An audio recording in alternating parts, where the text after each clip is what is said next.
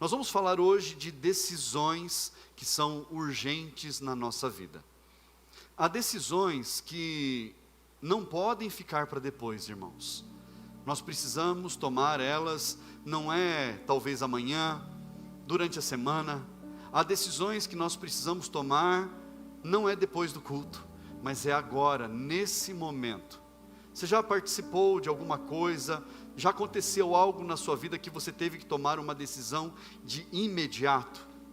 Eu vou falar hoje de 3 decisões urgentes, 3 decisões que nós precisamos tomar agora e não depois. E isso faz e fará toda a diferença na nossa vida. Abra sua Bíblia comigo em 2 Crônicas, capítulo 14. Nós vamos ler o texto que está lá em 2 Crônicas, capítulo 14. A partir do versículo 2, você pode acompanhar aí na sua Bíblia e acompanhar aqui na tela também.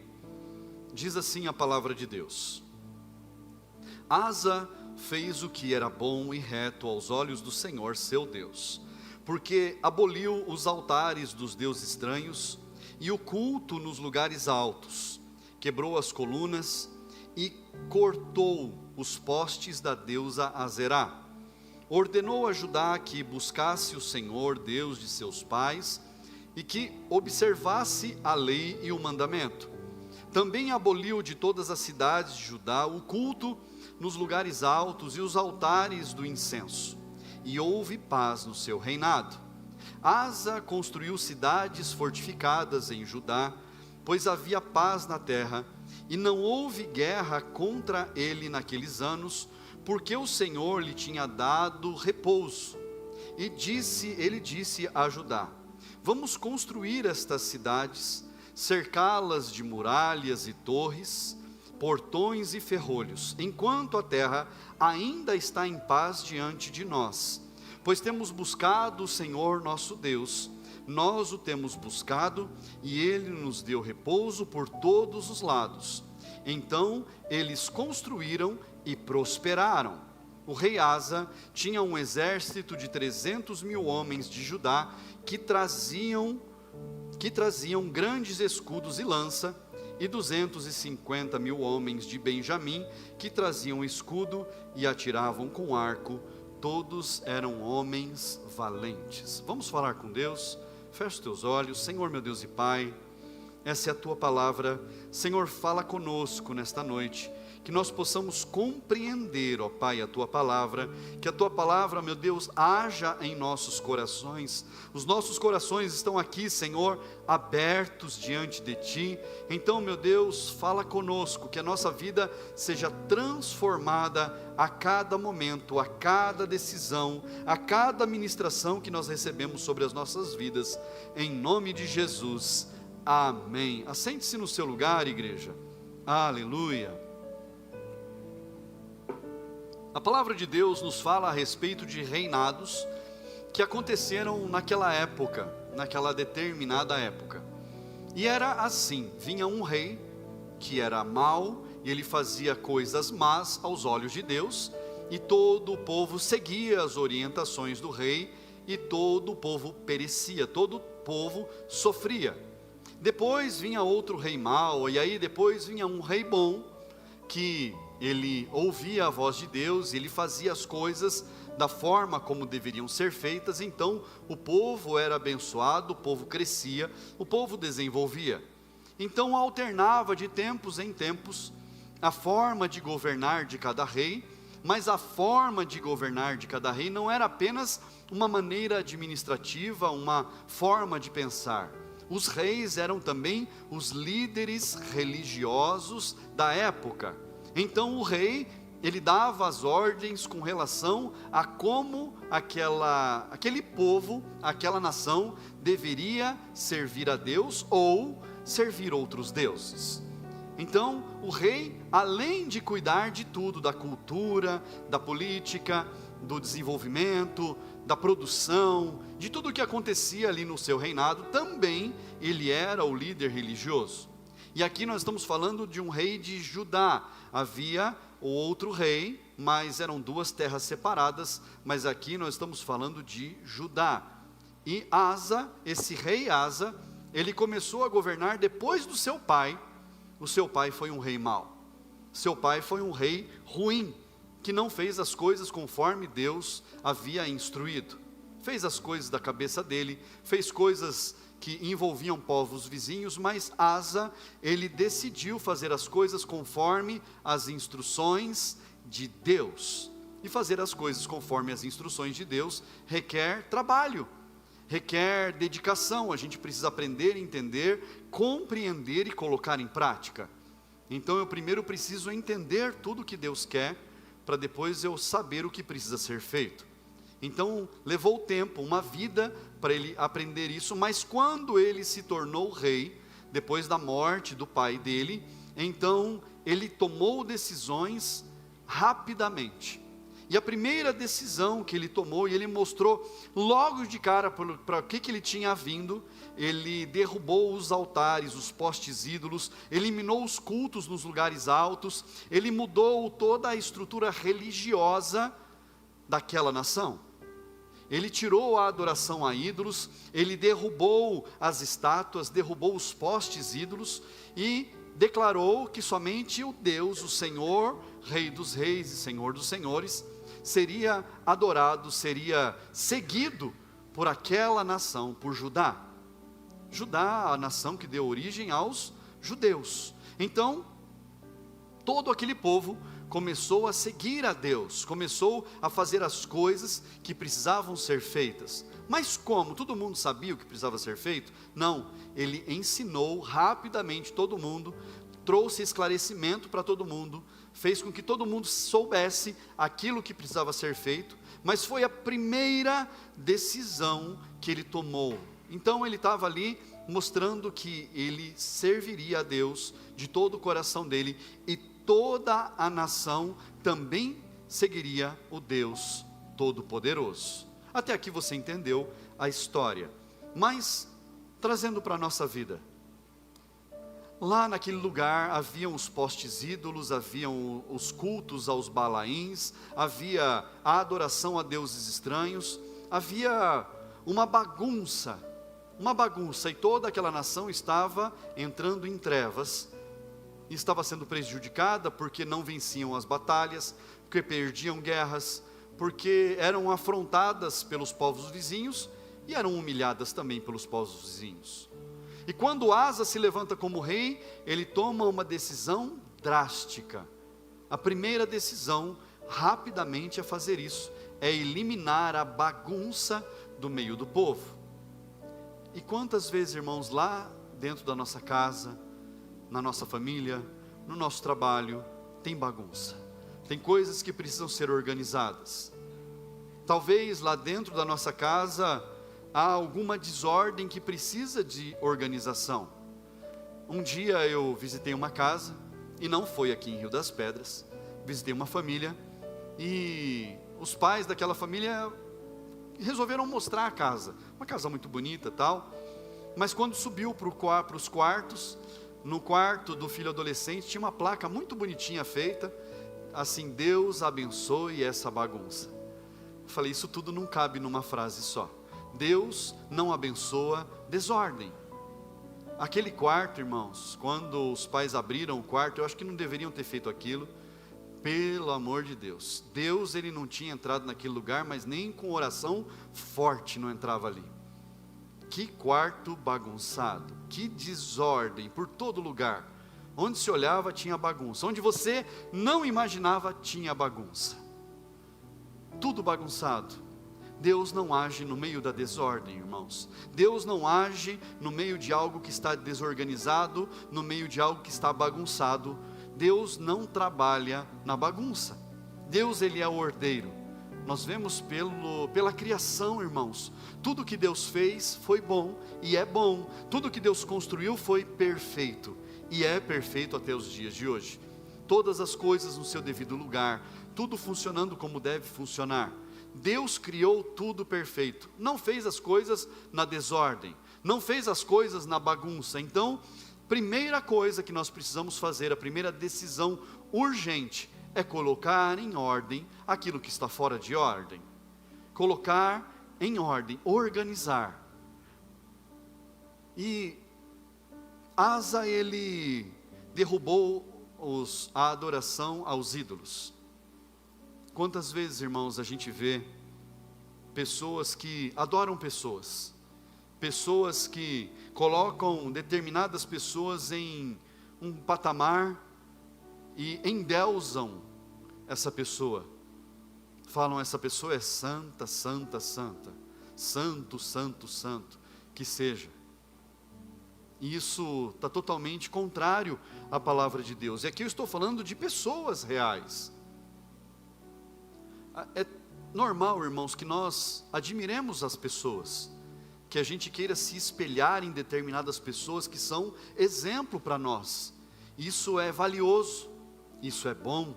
Eu olho para determinadas pessoas, eu vejo o comportamento de alguns líderes, principalmente, líderes meus, e eu falo assim, poxa vida, olha que característica bacana que essa pessoa tem, nessa determinada área da vida. Puxa vida, como ela desenvolveu isso? Eu gostaria que na minha vida fosse assim. Isso, admirar as pessoas, admirar determinados comportamentos, se você querer imitar bons comportamentos, isso é bom. O que não é bom é eu colocar aquela pessoa no lugar que ela não deve ocupar, num lugar de santidade, num lugar de adoração, num lugar de devoção. E como nós vemos às vezes, irmãos, pessoas por aí que encontram alguém e falta fazer uma reverência, santíssimo, santíssima, porque aprendeu algo esquisito durante a vida e se tornou escravo disso.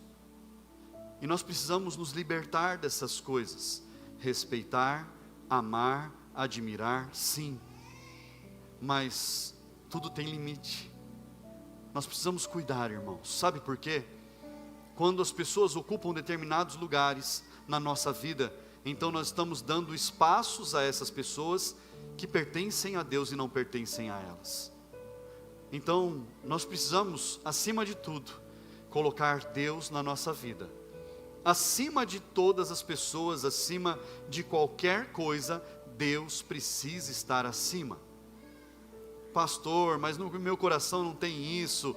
Observe bem, observe os detalhes, cuide de tudo e tome a decisão urgente de derrubar de uma vez por todas todos os postes ídolos, derrubar o culto a Baal, o culto às entidades.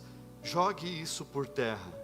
Pastor, isso é muito sério, e é mesmo, é muito sério. Nós precisamos agir com seriedade, nós precisamos ser drásticos em determinadas atitudes nossas. Sabe por quê? O mundo é cruel, irmãos. O mundo é tenebroso e não tem dó nenhuma de ninguém. O mundo, quando vem para cima, vem com todas as forças, com todo o empenho, com toda a dedicação, com toda a força. Lá na nossa casa, o que tem entrado? Pela internet, pela televisão, o que tem sido o culto do nosso lar? Por aquilo que nós colocamos dentro da nossa casa. O que tem ocupado o nosso tempo? O que tem ocupado a nossa mente? O que tem tomado espaço no nosso coração? E quando eu falo isso, não é uma bronca, mas sim um alerta, para que a gente possa tomar a decisão rápida e cortar o mal pela raiz, eliminar o mal pela raiz. E eu me lembro de uma história. Eu era pequenininho, tinha uns 3 aninhos de idade, e toda criança é birrenta, irmãos, tem o seu, criança é criança, mas eu com meus 3 aninhos de idade, eu aprendi a dar chute, e não era em bola, era na canela das pessoas. Eu dava chute na canela, eu achava legal, porque todo mundo mancava, todo mundo achava ruim. Eu usava botinha no pé, eu dava o chute com o bico da botinha na canela, e tudo estava bem para mim.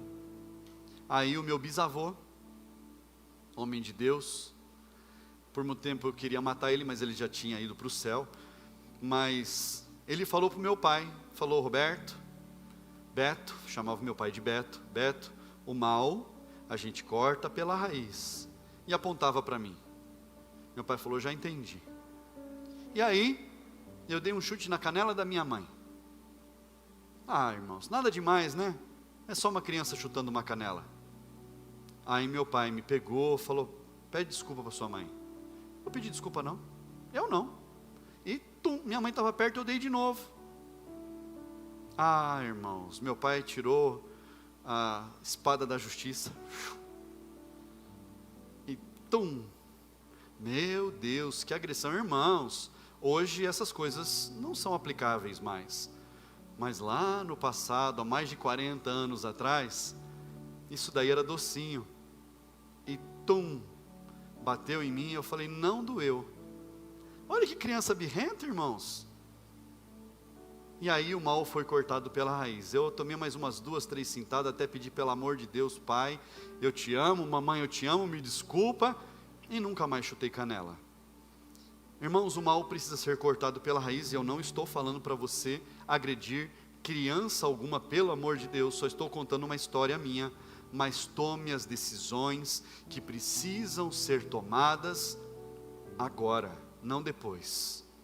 Sabe como a gente toma uma decisão agora? Pastor, eu estou no culto, como é que eu vou fazer alguma coisa agora? A decisão, ela entra no coração, ela entra no entendimento, e aí tudo fica fácil de agir depois. Fazer se torna fácil. Então eu quero liberar sobre a sua vida uma palavra para que você entenda que você deve ser radical com as decisões que você precisa tomar pelo seu bem, pelo bem da sua família. Que você e a sua casa prosperem, sejam abençoados através das decisões que estão entrando no seu coração, na sua mente nesse momento, em nome de Jesus. Que a bênção do Senhor seja sobre a sua vida. Segunda coisa, Asa, ele não se acomodou no tempo da bonança. Irmãos, a nossa vida, ela é feita de altos e baixos. Tem momentos que está tudo bem, tem momentos que as coisas não estão muito bem, tem momentos que as coisas estão maravilhosamente bem, e tem outros que a gente passa por momentos tenebrosos. É assim ou não é, irmãos? Ou todo mundo aqui vive numa vida de moranguinho?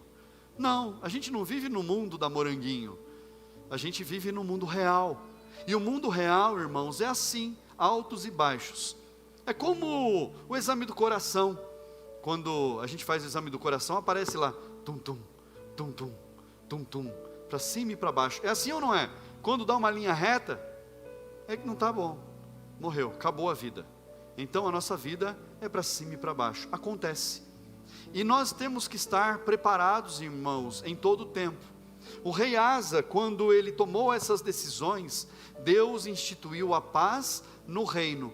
E a palavra que nós lemos diz que ao redor dele houve paz. O que isso quer dizer? Os povos que estavam em volta não se levantavam contra ele. Os povos que cercavam ali Judá não estavam enfrentando, declarando batalhas, guerras contra Judá. Então houve paz. Mas no tempo de paz, Asa foi muito sábio.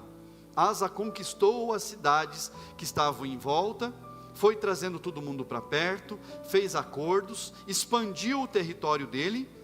E o texto que nós lemos fala que ele construiu fortalezas, ele levantou paredões, levantou portões fortificados, colocou ferrolhos fortes nos portões, para que todas as cidades ao redor estivessem fortificadas, protegidas, guardadas.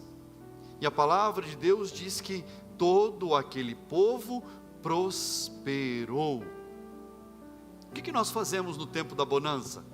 O que nós fazemos no tempo em que está tudo maravilhosamente bem na nossa vida, irmãos? O que nós fazemos com esse tempo? Tem pessoas que desprezam a casa de Deus. Você já viu isso? Eu tenho certeza que você já viu.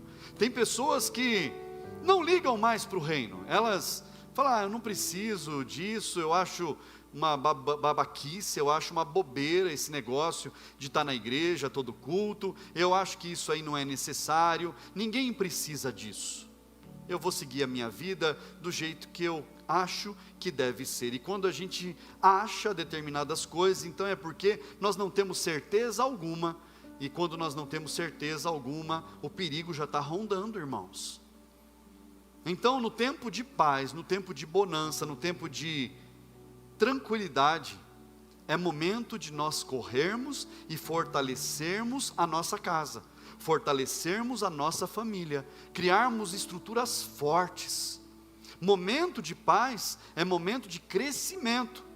Pastor, mas nós crescemos também, nós aprendemos com os erros. A gente aprende ou não aprende com os erros, irmãos? Aprende, mas é melhor aprender com erro, ou é melhor aprender ouvindo quem está ao redor, ouvindo bons conselhos? É menos sofrido aprender com quem está em volta, é menos sofrido aprender com quem pode nos dar bons conselhos, é muito melhor. Mas Asa, o que ele fez? No tempo de paz ele cresceu, no tempo de tranquilidade ele expandiu. E às vezes, irmãos, no tempo de tranquilidade, tempo de paz, a gente pega tudo aquilo que Deus colocou na nossa mão, e a gente fala, olha que domingo agradável, eu não vou na igreja hoje, eu vou passear com a minha família, eu vou fazer uma viagem, vou para a praia com a minha família, porque hoje é um domingo gostoso, eu não preciso estar na igreja, eu não preciso servir a Deus, eu vou fazer o que eu acho que eu devo fazer. E a gente começa a relaxar nas coisas, principalmente nas coisas que se referem ao reino de Deus, as coisas ligadas ao reino dos céus. E isso é sério, irmãos. É sério quando nós substituímos servir a Deus por outras coisas. É sério quando nós colocamos algo como prioridade no lugar de servir a Deus. Pastor, mas Deus conhece o meu coração. Não conta a história da carochinha para você. Não fica contando fábula. Não fica querendo convencer o seu coração de que está tudo bem quando o mal está rondando. Irmãos, o mundo nos engana. O mundo, ele tenta entrar na nossa vida e ele entra por pequenas brechas. Por pequenas brechas. Eu já dei o exemplo da tarisca, daquele instrumento do cortador de lenha que apoia a lenha com menor pecinha, mas essa semana estava eu, o Richard e o Dedé tirando uma peça lá do banheiro das mulheres, que está em reforma. A reforma é feita por profissionais altamente qualificados, nós e mais alguns irmãos que estão ajudando. Deus nos qualificou para isso, e louvado seja Deus que você entre depois no banheiro das mulheres e você fala, meu Deus, que coisa extraordinária. Então, você vai falar isso, amém, mulher? Glória a Deus. Mas a gente estava tirando uma peça lá do banheiro das mulheres, e aquela peça estava colada ali, fixada de um jeito assim. A pessoa se dedicou para fixar aquela peça, ela fez com empenho, mas a gente precisava tirar ela. E aí, faz força de cá, e puxa de lá, e tenta, e bate, e torce, e não saía. Aí eu peguei uma chavinha bem pequenininha, falei, Richard, põe essa chavinha pequenininha, e vai abrindo espaço. Ele colocou a chavinha pequenininha, abriu espaço, colocou outra chave, abriu espaço, colocou outra maior, abriu espaço, daqui a pouco, saiu. Satanás faz assim, irmãos, ele pega uma brechinha, um pequeno espaçozinho, e ele faz uma abertura. É uma concessão que a gente permite, algo que a gente abre a nossa vida, a nossa casa, a nossa família, a gente faz uma pequena concessão, e a gente fala assim, não tem nada a ver. Um dia eu ouvi um pregador falando que lá no inferno tem um salão bem grande, e está escrito assim nele assim, nada a ver. É esse salão aí que é dessas pessoas, é o lugar do nada a ver. E realmente é uma verdade, irmãos. Quando a gente tenta se convencer de determinadas coisas contrárias à palavra de Deus, a gente está começando a abrir concessões maiores. Então a gente precisa cuidar do tempo de paz.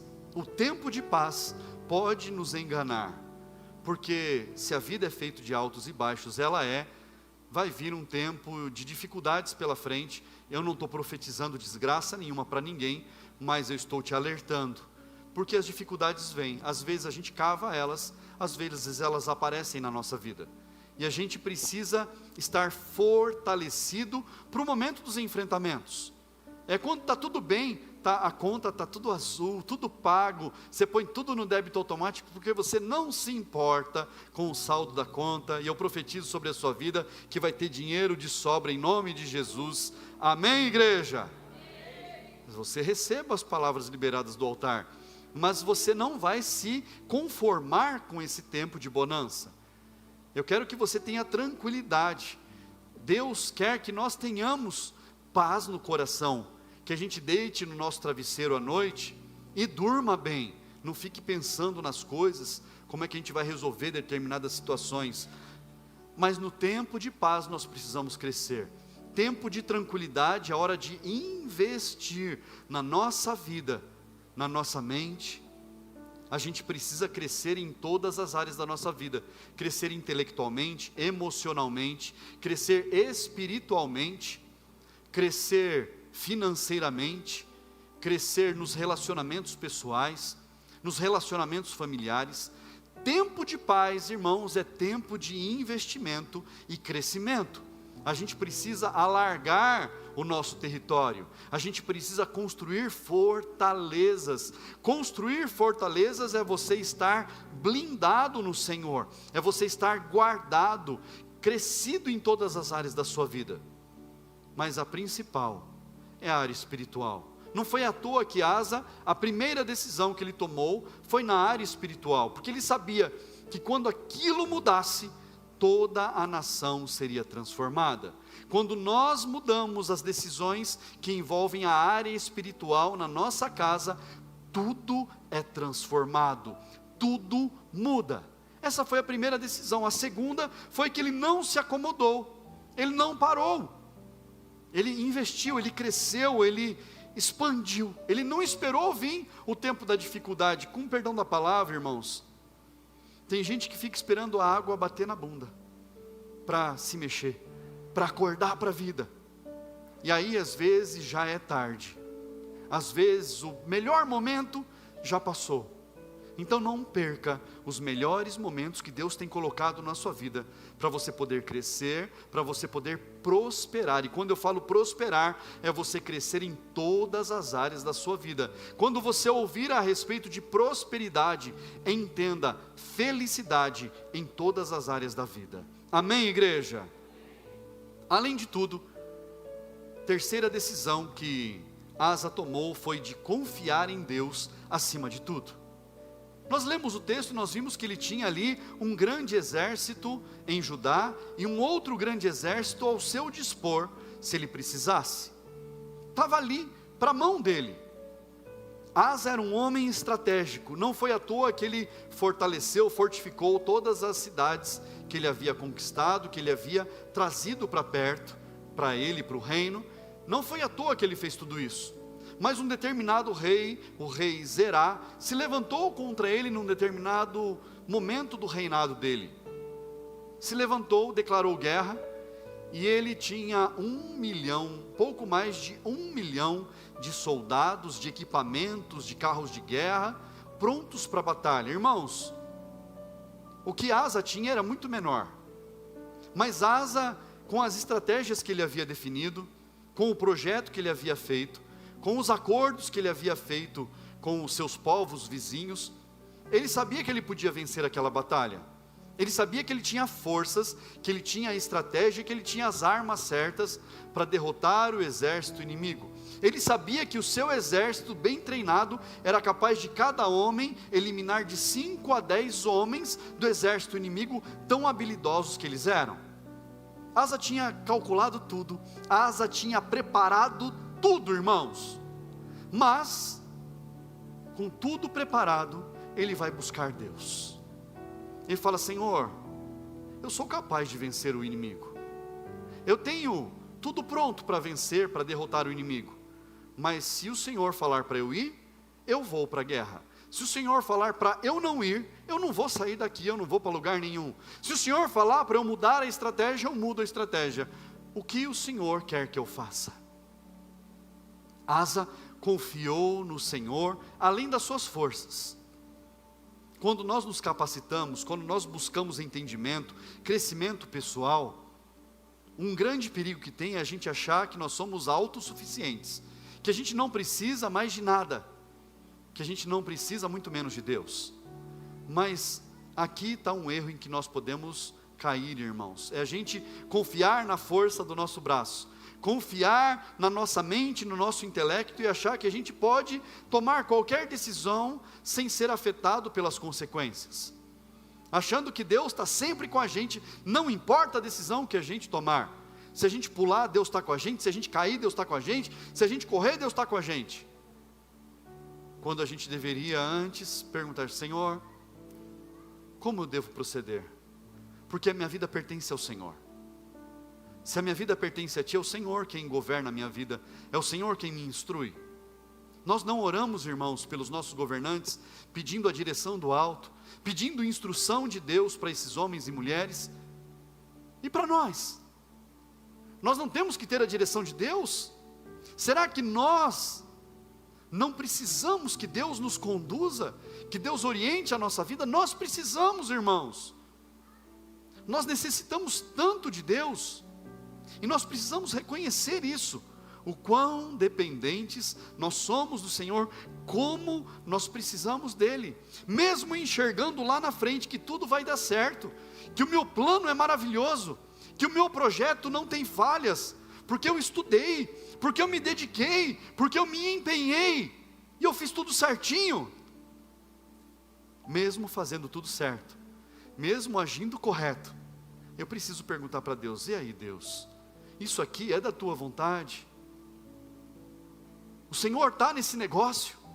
O Senhor está comigo, está com a minha casa? O Senhor vai me abençoar se eu tomar essa decisão? O Senhor vai me abençoar se eu colocar em prática esse projeto? E esperar Deus responder. Deus confirma, irmãos. Deus, Ele não tarda na sua resposta. Deus não falha na resposta. Deus tem prazer em abençoar os seus filhos. E aí, eu quero acrescentar algo. Se você já está projetando, se você já está sonhando, se você já está criando estratégias, vai apresentando tudo a Deus. Vai falando com Deus: Senhor, estou fazendo aqui, mas eu preciso que o Senhor me dê a direção. Enquanto Asa fazia as coisas, ele estava falando com Deus. Enquanto Asa construía lá os projetos, ele estava falando com Deus. Enquanto Asa fortalecia o seu exército, treinava os homens, ele estava falando com Deus. Ele estava confiando no Senhor, e ele estava se capacitando, vendo o perigo, olhando à frente, fazendo tudo o que precisava ser feito. Faça o que precisa ser feito, você vai ver a poderosa mão de Deus agindo sobre a sua vida, em nome de Jesus. Faça tudo o que precisa ser feito, mas no momento em que você precisar sair para a batalha, no momento em que você precisar enfrentar uma grande luta, converse com Deus. Fala: Senhor, está tudo preparado, se vier para minha mão, o Senhor sabe que eu vou enfrentar, que eu tenho força para isso, que eu tenho habilidade, que eu me desenvolvi, que eu criei estrutura para isso, eu vou conseguir encarar, Deus. Mas se o Senhor não mandar ir, eu não saio do lugar, não arredo o pé. Se o Senhor não falar para mim, vai, eu não vou, Deus, eu não vou fazer, eu vou ficar quietinho no meu canto, porque o Senhor sabe o que vem depois, o Senhor sabe das consequências. Irmãos, isso é colocar a vida toda nas mãos de Deus.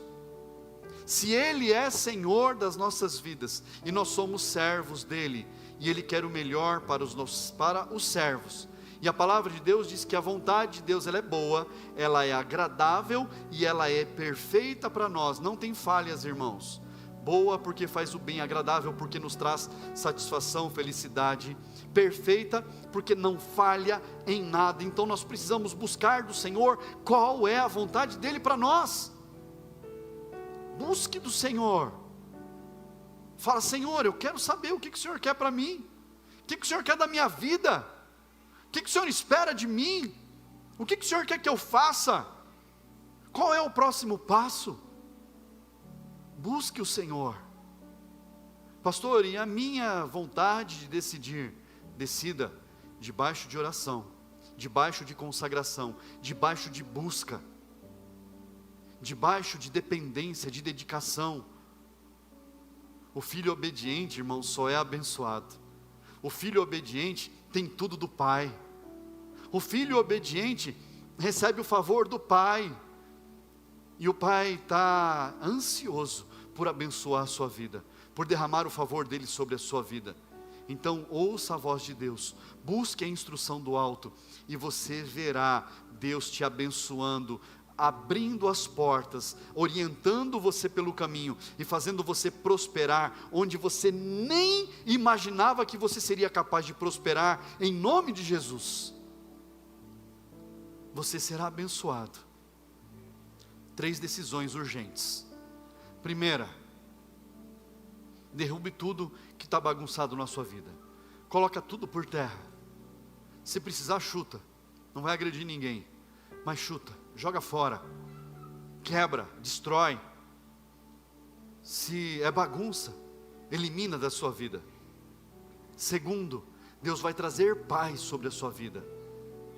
Então, no momento de paz, cresça, se desenvolva, vai buscar capacitação, vai fortalecer as suas estruturas, vai buscar de Deus, conhecer mais do Senhor, conhecer mais da palavra, se empenhar em fazer a sua casa ser abençoada. Prospere no meio da paz. E terceiro, coloque a sua vida inteira nas mãos do Senhor. Confie que Ele vai fazer o melhor. Coloque a tua confiança completamente em Deus. Você verá Ele abençoando áreas da sua vida que você nem imaginou que você poderia ser abençoado. Você vai ver Deus transformando coisas na sua casa, que você talvez até deixou de lado, deixou de pensar a respeito, porque já não valia mais a pena perder tempo pensando. Você vai ver Deus trabalhando em áreas da sua vida, transformando questões da sua casa, do seu trabalho, dos seus negócios. Você vai ver Deus operando poderosamente. Você vai então falar: Senhor, como é bom te servir todos os dias com alegria. Amém, igreja? Que Deus transforme a sua casa, que Deus transforme a sua história, em nome de Jesus. Eu quero orar com você. Você pode ficar de pé no seu lugar.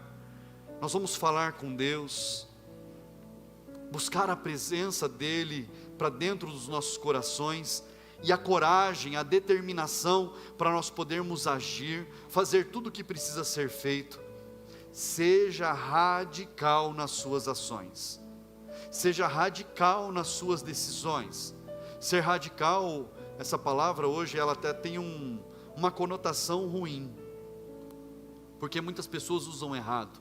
Mas ser radical é ser determinado, é você saber em quem você confia e tomar a decisão certa que precisa ser tomada. Eu quero pedir para você falar com Deus nesse momento, para você apresentar a Ele, talvez as dúvidas que surgiram no seu coração, as questões que têm crescido aí dentro de você.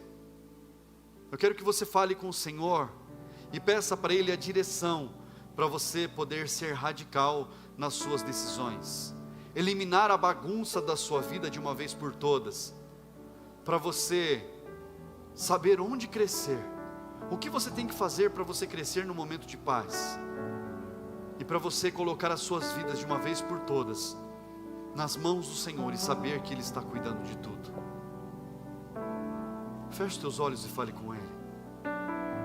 E se você nessa noite quer entregar a sua vida a Ele, e falar: Senhor, eu quero que o Senhor seja o Deus da minha vida.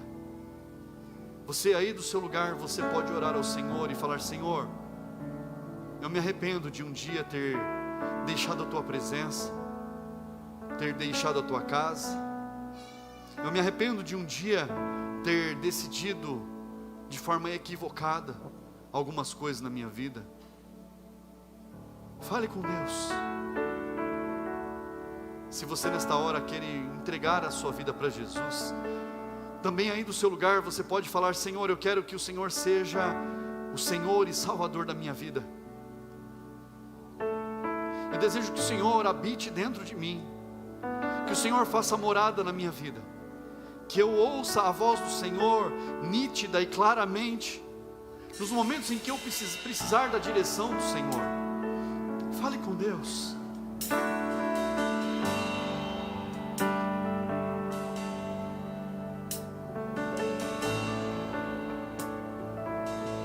Fale com o Senhor.